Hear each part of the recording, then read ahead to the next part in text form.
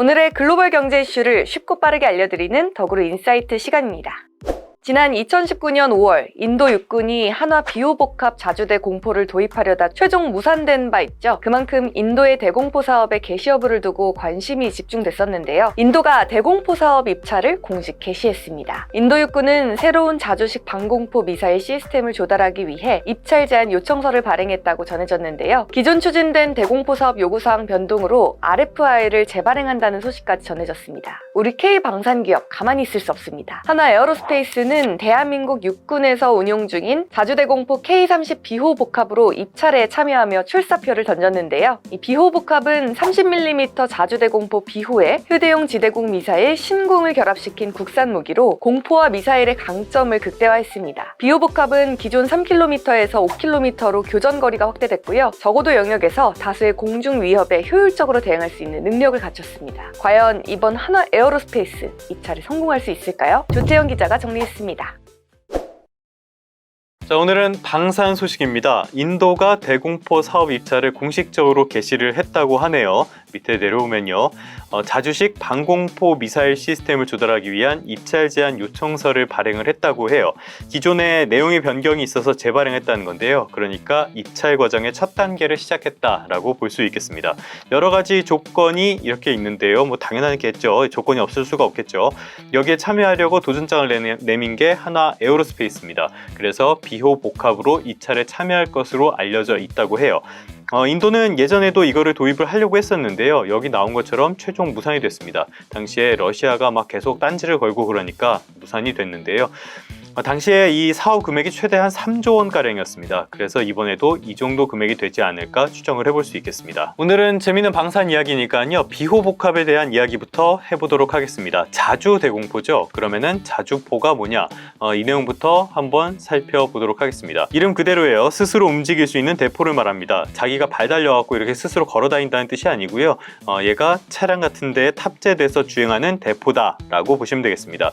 포를 쏘려면은 방열을 해야 되거든요. 그러니까 이 포들을 대형을 갖추게 하는 작업이다 라고 보시면 되겠는데요. 이게 시간이 꽤 오래 걸립니다. 그래서 차에다가 포를 이렇게 탑재를 하는 거예요. 비싸고 무겁다는 단점이 있는데요. 이 방열 시간을 줄일 수 있다는 게 장점이고요. 그 다음에 요즘에는 이 포병들이 위치가 쉽게 노출이 됩니다. 그래서 그러면 위치가 노출되면 상대편 포병들이 반격을 할 거 아니에요. 쏘고 바로 도망칠 수 있다 라는 점에서도 굉장한 장점을 가지고 있다 라고 할 수 있겠습니다. 그래서 뭐 영화 같은 거 보면은 돈이 없는 사람들이 이런 트럭 같은 데에다가 기관총 같은 거 올려서 막 쏘고 그러잖아요. 이걸 테크니컬이라고 하거든요. 그래서 이렇게 구할 수 없는 상황이 되면은 이런 방식을 써서라도 자주화를 하려고 한다는 겁니다. 그래서 이런 것들이 요즘에 각광을 받고 있다라고 볼 수 있겠습니다.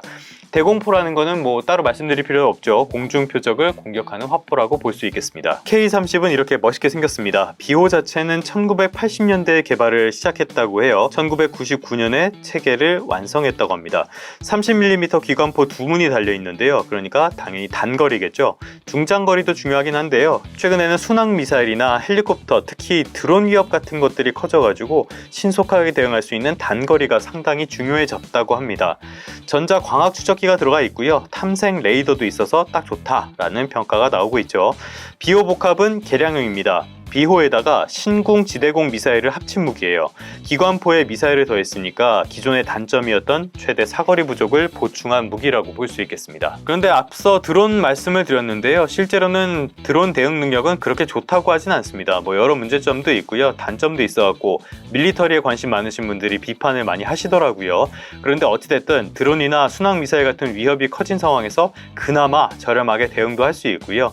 대량으로 운영해서 사용 경험도 많으니까 비호복합이 틈새 시장에서 관심을 조금 받고 있다라고 평가를 할 수 있겠습니다. 그렇다고 한화가 이 비호복합만 바라보고 있는 건 아닌 것 같습니다. 이건 인도 매체인 파이낸셜 익스프레스에 실린 인터뷰 기사인데요. 김대영 한화 에어로스페이스 해외 사업 센터장 전무 인터뷰 기사입니다. 이 기사 쭉 내려보면요, 여기 프로젝트 75 인디아라는 게 나오죠. P75 인디아라고 이야기를 하는데요, 인도 정부의 차세대 잠수함 프로젝트입니다. 여기에 참여할 기회를 찾고 있다면서 배터리 팀이 입찰을 검토하고 있다라고 설명을 했습니다. 그러니까 배터리 공급을 추진하겠다는 거예요. 이 사업이 1997년부터 진행이 됐거든요. 근데 계속 지연되고 있습니다. 그래서 2030년 중반이나 돼야지 인도가 이루어질 거다, 이런 전망이 나오고 있는데요. 어쨌든 사업 금액이 한 7조 원 가량으로 추정이 되고 있습니다.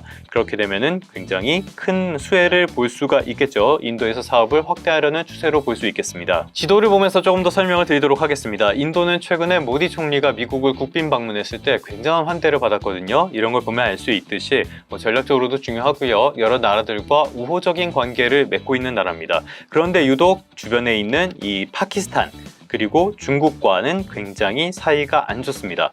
역사적으로 중국과 이 인도는요, 국경을 맞댄 게 청나라 걸륭제가 마지막 유목제국이라고 하는 준가르를 정벌을 했거든요. 당시에 준가르를 거의 도륙을 냈는데요. 이렇게 하면서 인도와 국경이 맞닿기 시작합니다.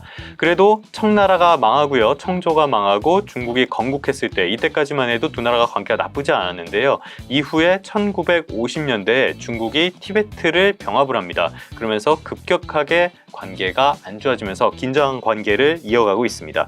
이렇게 사이가 나쁜 국가와 국경을 맞대고 있고요. 여기에다가 국경 분쟁이나 산발적인 교전까지 계속 이어지고 있습니다. 그러다 보니까 인도 입장에서도 이 국방력 강화라는 데에 굉장히 신경이 쓰일 수밖에 없겠죠.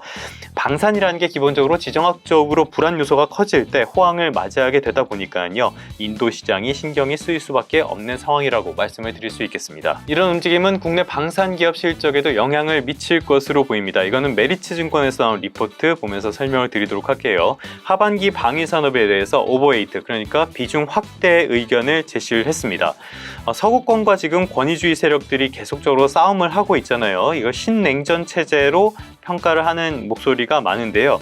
이런 상황 속에서 당연히 서구권에서 불안감을 느끼는 나라들이 많이 생길 겁니다. 대표적인 게 폴란드 그리고 헝가리 같은 나라가 있고요. 여기에 더해서 인도도 포함을 할 수가 있겠죠. 이런 나라에서 수주가 계속 이어질 가능성이 있다는 설명입니다. 하나 에어로스페이스만 보면요, 이거는 키움증권에서 나온 리포트인데요. 4분기부터 K9 자주포나 천무의 추가 인도가 발생해서 매출도 늘고 이익 개선에도 기여할 것으로 기대한다. 그러니까 매출도 수익성도 더 좋아질 것으로 보인다고 분석을 하고 있습니다. 결론입니다. 이런 국제적인 갈등이 국내 방산 기업에는 하나의 기회로 작용하고 있습니다. 특히 유럽이 방산의 최대 시장으로 떠오르고 있다는 평가 많이 보셨죠? 지상의 무기 수요도 빠르게 늘어나고 있다고 합니다. 그런데 유럽은 생산 설비가 부족한 상황이고요. 서구권은 나토가 중심이라고도 볼 수 있습니다. 그러면 뭐냐? 우리나라는 나토의 규격대로 제품을 생산을 하고 있고요. 생산 능력에는 굉장한 강점을 가지고 있습니다. 그리고 비교적 가성비도 좋은 편이죠. 수출도 지상무기 위주로 이루어지고 있습니다. 이런 측면에서 앞으로 많은 기대감을 가지고 방산 시장을 바라보시는 것도 괜찮은 방법일 것 같습니다. 그러면 성공 투자하시고요. 다음 시간에 다시 찾아뵙도록 하겠습니다.